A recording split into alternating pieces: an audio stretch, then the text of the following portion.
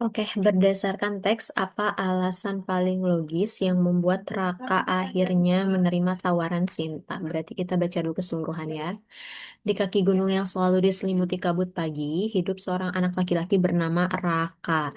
Ia tinggal bersama kakeknya yang dikenal sebagai penjaga hutan adat. Setiap hari, Raka membantu kakeknya merawat jalur peziarah dan membersihkan sumber mata air yang dianggap suci oleh masyarakat sekitar. Walaupun pekerjaannya tampak sederhana, Raka selalu merasa ada sesuatu yang lebih besar dalam tugas itu. Ia merasakan kedekatan dengan alam, seolah pepohonan dan angin adalah sahabat yang berbicara dengan bahasa yang hanya bisa ia pahami melalui kesunyian. Namun demikian, hatinya menyimpan kegelisahan karena ia ingin bersekolah di kota dan mempelajari ilmu lingkungan secara formal.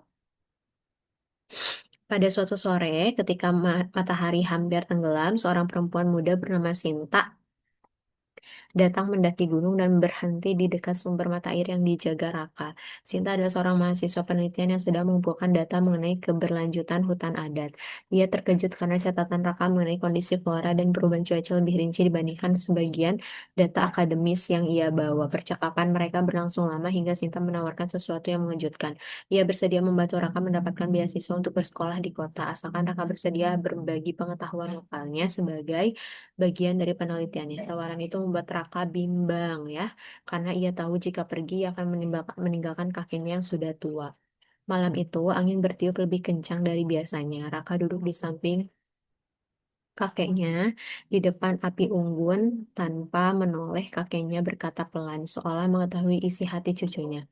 Ia bukan untuk ilmu, bukan untuk menjauhkanmu dari akar, tapi untuk menumbuhkan ranting baru.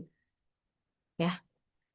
Kata-kata itu membuat hati Raka bergetar di dalam benaknya. Ia menyadari bahwa menjaga hutan tidak hanya bisa dilakukan dengan tinggal di gunung, tetapi juga dengan ilmu dan suara yang didengar lebih banyak orang. Keesokan paginya, dengan langkah mantap, Raka menyetujui tawaran Sinta.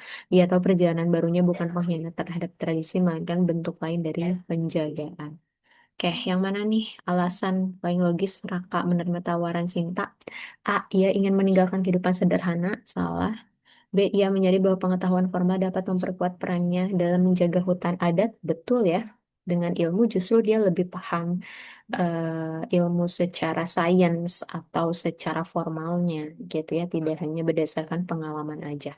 Ataupun bisa dikombinasikan antara ilmu dari budayanya yang turun-temurun itu dengan ilmu sains gitu.